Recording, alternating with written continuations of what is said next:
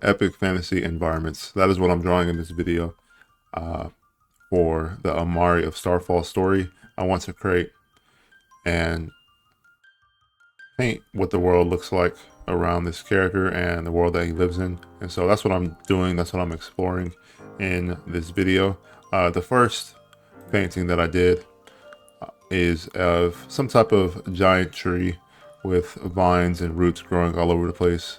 And I really want this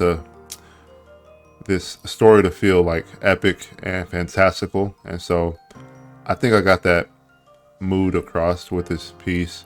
I'm only using one brush really to paint all this. Yeah, when I'm thinking about drawing these environments, like I said, I want this to look epic. I want this to look like grand and very large, very big, very gigantic. And that's kind of like the theme for this world. I want the nature in this world to be grand, big, gigantic, and there's a specific reason for that you'll find out in the story and the novel. But for now, I'm just exploring painting and trying to figure out what certain areas of the world looks like. And so in this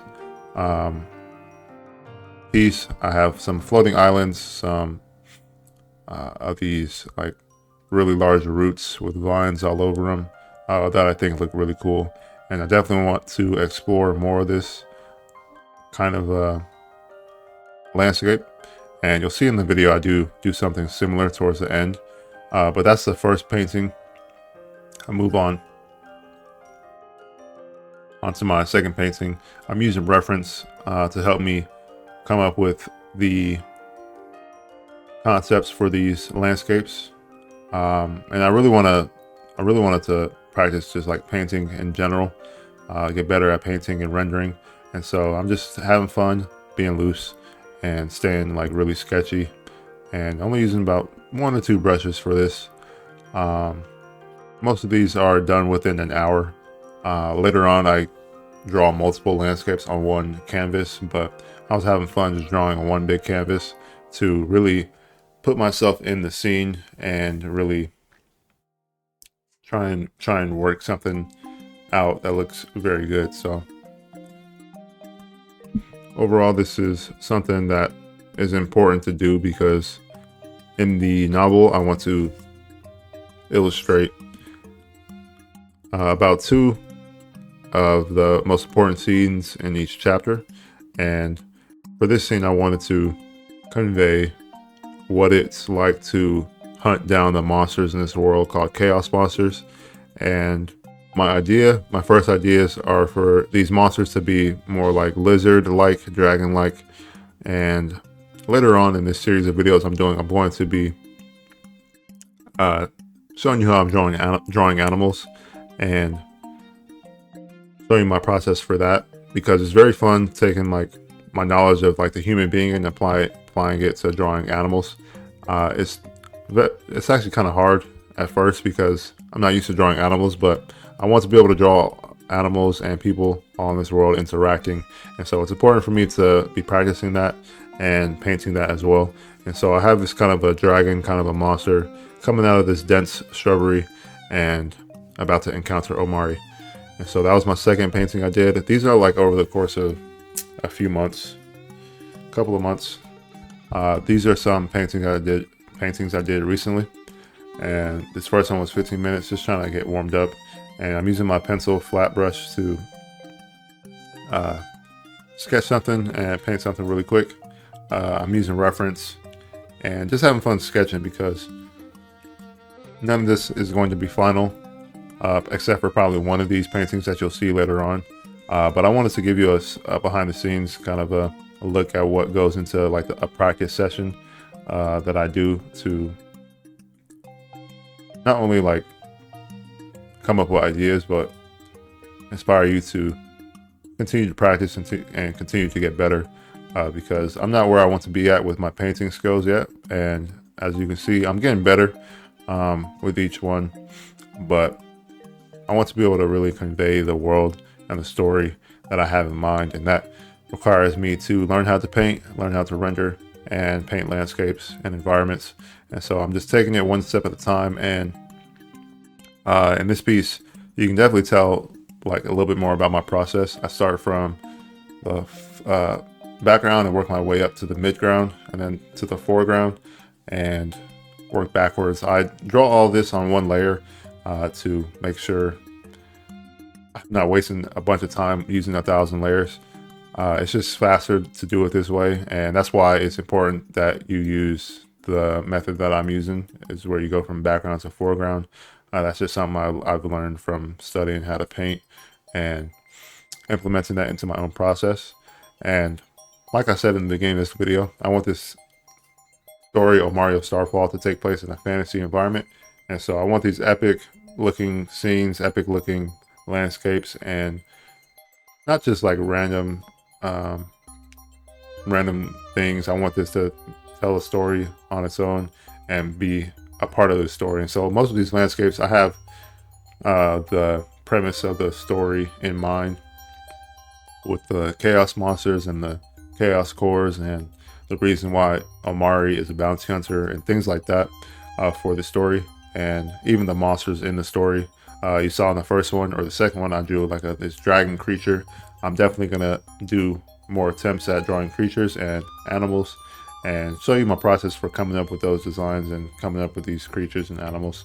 But yeah, I'm drawing on one layer, keeping it simple and keeping a story in mind, because I don't want to just draw an environment just to draw an environment. I want to incorporate all of this as much as possible into the ideation and the storytelling of Mario Starfall and what this story is about. And so everything is on purpose. Everything is for a reason. I'm not just doing paintings just to do paintings. It's to get better at rendering and implement my painting skills into this story of mine. So let me know if you have any questions about this process. I hope this like really helps you understand like a practice session for me, especially for painting, because painting is the hardest thing for me to do right now. I'm more comfortable drawing line art and creating artwork like that with using lines, and so rendering is a lot more challenging for me. But what I've learned throughout this whole process of drawing these landscapes and just studying painting and rendering is just to figure out how to render light and shadow, two surfaces basically. If you can draw something in light and draw the shadow, then you're I would say like 25% there. The rest is just like composition, drawing, like fundamental stuff, obviously color. And when I get better at explaining color and like really understanding how it works, then I'll really make a video about it, because I don't want to make a video about color and not really fully understand it, because I don't feel like I truly understand how color works yet. And so I don't want to mislead or give false information about color. And all this is just experimentation, really, while having fun telling my own story through these studies, because that makes it a lot more fun for me to draw these pieces. As you can see, I drew this like cave looking thing with like these emeralds or diamonds or whatever, but I think that one that one is my worst one, definitely. But this last one here is my last study I will do in this video, and it is also my favorite. I think I spent the most time on this one because I was having so much fun. And to remember to have fun while you study. Remember to have fun while you study. Remember to enjoy the process, and that's exactly what I did with this study here. At first, I thought I wanted this live looking round tree in the middle of this like lake with waterfall surrounding it, but I noticed how boring it was. It just looked kind of boring, and so I needed something to shift the focus toward the tree in the middle.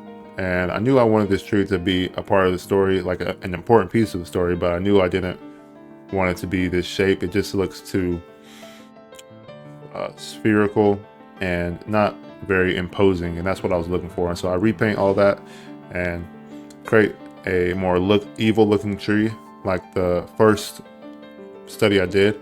And this is where I really enjoyed it. I really liked where this was going, because I was telling more of a story with this piece, where I have this lush green environment with like these spiky rocks pointing towards this evil looking tree. And just little stuff like that. When you think about the story, you can really make stuff come together. And I'm probably gonna end up like rendering this to like a finished level at some point in the future. But that's it for this video. Hope that this inspires you to create your own stories and go practice and draw whatever you want to draw. And I hope that you will join me on my adventure, join me on this journey of creating this. And if you have any questions about this story, about this novel I'm creating, and the illustrations that go along with it, let me know in the comments. Let me know if there's anything like that you struggle with as far as like drawing and painting that I might be able to help you with. And I will see you in the next one. Peace.